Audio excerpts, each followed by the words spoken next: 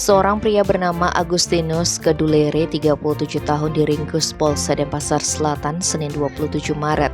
Pasalnya pria itu nekat mencuri handphone di Jalan Tukat Barito Timur nomor 7, Renon, Denpasar Selatan.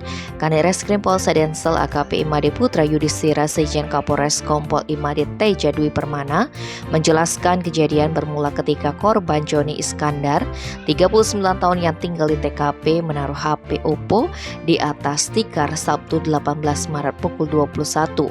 Karena capek, korban ketiduran. Keesokan harinya pukul 4, pria itu mendapati ponselnya sudah hilang. Curiga kemalingan, korban melapor ke Polsek Densel. Setelah melakukan penyelidikan, tim Opsnal Reskrim dipimpin Panit 2 Ibda Imade Mediana Dwija membekuk terduga pelaku bernama Agustinus di Jalan Bedugul Gang Merpati saat sedang pesta minuman keras. Saat diinterogasi, pria asal Sumba Barat, Nusa Tenggara Timur itu mengaku masuk ke tempat korban dan mengambil HP dengan mudah. Atas perbuatannya, Agustinus terancam pidana penjara paling lama 7 tahun. Tim Bali Express melaporkan.